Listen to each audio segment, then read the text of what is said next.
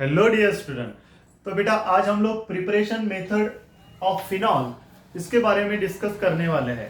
तो सबसे पहले हम लोग रस्टिंग प्रोसेस के बारे में डिस्कस करेंगे जो कि एक इंडस्ट्रियल मेथड है। उसके बाद हम लोग डीकार्बोक्सिलेशन ऑफ सैलिसिलिक एसिड के बारे में देखेंगे और उसके बाद ऑक्सीडेशन ऑफ एरोमेटिक हाइड्रोकार्बन, और इनसे क्या बनाएंगे बेटा, हम लोग फिनॉल बनाएंगे या फिनॉल को प्रिपेयर करेंगे। तो चलो हम लोग शुरू करते हैं।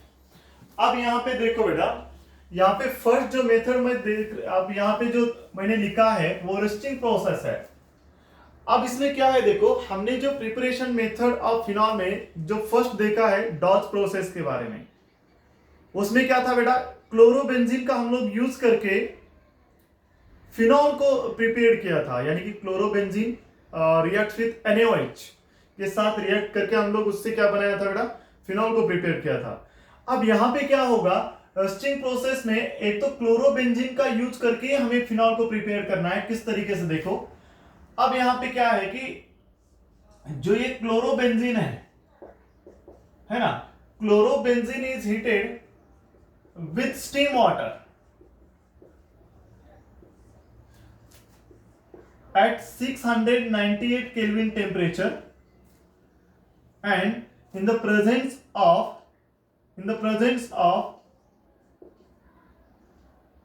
calcium phosphate या SiO2।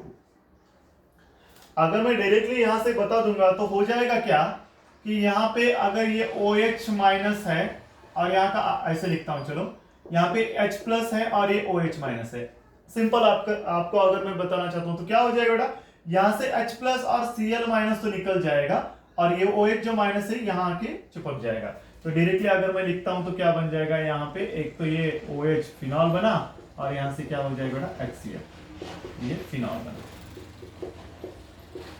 सिंपल मैं यहाँ पे ये बोल सकता हूं। तो हमने क्या किया है, क्लोरोबेंजीन को हीट किया है। Chlorobenzene is heated with steam water at 698 Kelvin temperature in the presence of calcium phosphate या SiO2। तो क्या बन रहा है बेटा, एक तो फिनॉल और उसमें से HCl गैस जो है वो निकला है। ओके, तो ये आपको अच्छे से समझ में आया है। रस्टिंग प्रोसेस एक इंडस्ट्रियल मेथड है और ये इतनी आसान मेथड है, आपको ये समझ में आया है। चलो तो हम लोग इसके आगे का देखेंगे। अब आगे का क्या दिया था बेटा, बोलो। चलो सेकेंड जो देखेंगे हम लोग उसमें decarboxylation of salicylic acid, decarboxylation of salicylic acid. अब सैलिसिलिक एसिड का जो फॉर्मूला होता है वो होता है कुछ ऐसा, और यहां पे होता है ये एसिड। सबसे पहले तो क्या होगा, अब इसको न्यूट्रलाइज किया जाता है NaOH के साथ। ऐसे लिखूंगा, चलो डायरेक्टली NaOH। तो यहां पे ये Na प्लस हो जाएगा और यहां पे OH माइनस हो जाएगा। तो होगा क्या, अब ये जो एसिड है उसमें से तो H प्लस निकलेगा, किसके साथ जाएगा बेटा, OH के साथ। तो यहां से मैं वाटर को निकालता हूं, कैसे हो जाएगा, यहाँ का H प्लस और यहाँ का OH माइनस, ये क्या निकला बेटा, वाटर निकला। अब यहाँ पे O माइनस है तो ये Na प्लस जो है क्या हो जाएगा बेटा, यहाँ पे चिपक जाएगा।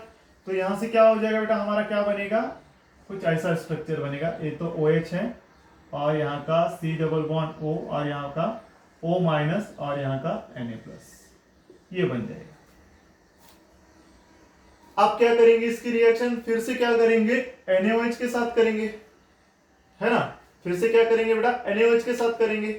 तो NaOH के साथ अगर करेंगे हम लोग इसकी रिएक्शन नेक्स्ट स्टेप में, अब इसका नाम जो है क्या है बेटा, सोडियम सिलिसाइनेट। अब ये जो बना है हमारा, इसका नाम क्या है, सोडियम सिलिसाइनेट, ये हो जाएगा, है ना, सैलिसाइलेट। अब इसकी रिएक्शन क्या करेंगे बेटा हम लोग, देखो अब ये जो बना है उसकी रिएक्शन हम लोग करेंगे फिर से। ये सेकेंड स्टेप में लिखता हूं इसको ही। अब इसको मैं यहां ला रहा हूं,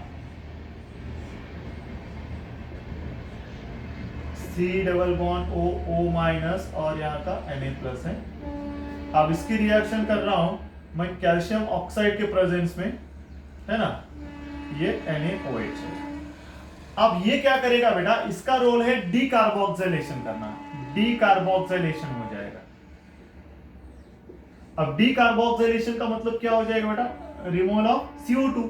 अब यहां से क्या निकलेगा, देखो यहां से क्या निकलेगा बेटा, Na2CO3 निकलेगा। क्या निकलेगा, Na2CO3, ये Na2 और ये CO3, तो ये हो जाएगा। तो यहां से क्या निकलेगा, ये Na2 और ये CO3 निकलेगा, तो क्या हो जाएगा प्लस में Na2CO3 निकला। अब Na2CO3 जैसे ही निकला तो क्या बचेगा, कुछ नहीं, फिनॉल बचेगा यहां पे।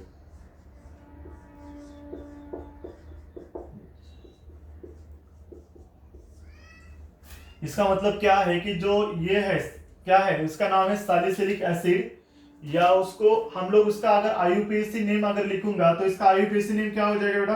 तो अब ये एसिड का फंक्शनल ग्रुप है, तो इसको मैं 1, इसको 2, ये 3, 4, 5, 6, तो 2 हाइड्रोक्सी बेंजोइक एसिड, उसका नाम क्या हो जाएगा, 2 हाइड्रोक्सी बेंजोइक एसिड, ये उसका IUPAC नेम हो जाएगा।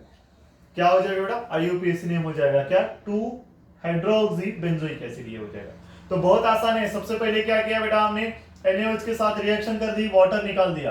अब ये क्या बना, सोडियम सिलिसाइलेट बना। अब उसके बाद इसकी रिएक्शन NaOH के साथ करके हमने क्या कर दिया बेटा, डीकार्बोक्सिलेशन, किसके प्रेजेंस में, CaO, या हम लोग NaOH प्लस CaO भी दिया जाता है ना, लाइमस्टोन। अब ये दिया जाता है तो इसमें क्या हो जाएगा बेटा, ये हो जाएगा डीकार्बोक्सिलेशन। तो डीकार्बोक्सिलेशन जैसे ही होगा तो इसमें से फिनॉल बनेगा और एक सोडियम कार्बोनेट जो है वो बाहर निकला, तो फाइनली हमें क्या बना है, ये फिनॉल बना है। तो इतना आसान है ये, तो आपको ये भी समझ में आया होगा। ओके, चलो लिख लीजिए बेटा।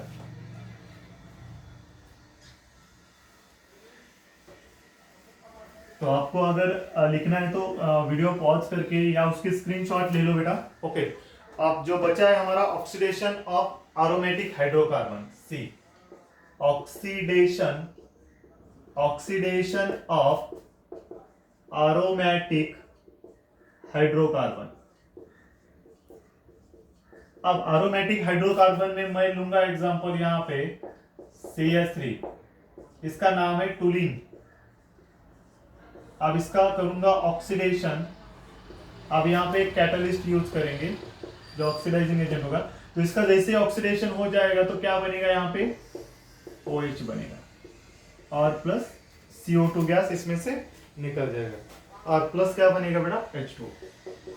तो आपको फिलहाल यहाँ पे ये याद रखना है कि जो टुलिन है वो क्या है बेटा, एरोमेटिक हाइड्रोकार्बन है, उसका हमने ऑक्सीडेशन किया एक कैटलिस्ट के प्रेजेंस में, तो क्या बनेगा हमारा, फिनॉल बनेगा ये, और ये हुआ कार्बन डाइऑक्साइड और ये वाटर। तो इस तरीके से हम लोग फिनॉल को प्रिपेयर कर सकते हैं। तो यहाँ पे तो हमारा फिनॉल की जो प्रिपरेशन मेथड्स है वो खत्म हुए हैं। अब नेक्स्ट लेक्चर से हम लोग उसका केमिकल जो प्रॉपर्टीज है फिनॉल की, उसकी भी वीडियो ऐसे आपको बना के भेजूंगा बेटा। और मुझे लगता है कि 100% आप लोग अच्छे से इसको देखोगे ना तो आपको ये अच्छे से समझ में आएगा ही आएगा। तो मैं आसान तरीके से बताने की कोशिश करूंगा और आपको आसानी से समझ में भी आएगा। और जितने भी नेम रिएक्शंस हैं, जो भी मैकेनिज्म होगा उस रिएक्शन का, जो आपको हार्ड लगता है वो पूरा का पूरा अच्छे से यहाँ पे एक्सप्लेन करेंगे। और हर एक रिएक्शन के ऊपर ऐसे वीडियो आपको मिल जाएंगे। तो बेटा अगर कुछ लोग अगर देख रहे हैं जिन्होंने मेरा जो चैनल है उसको सब्सक्राइब नहीं किया तो उसको सब्सक्राइब करो, बेल आइकॉन दबाओ, क्योंकि जब मैं वीडियो भेजूंगा तो आपको नोटिफिकेशन आ जाएगा, है ना बेटा, तो आपका भी फायदा होगा। तो इसीलिए आपको तो सब्सक्राइब करना है उस वीडियो को और उस चैनल को करना है और अच्छे से पढ़ाई करनी है बेटा। ओके, तो यहाँ पे आज हम लोग रुकेंगे। Best of luck.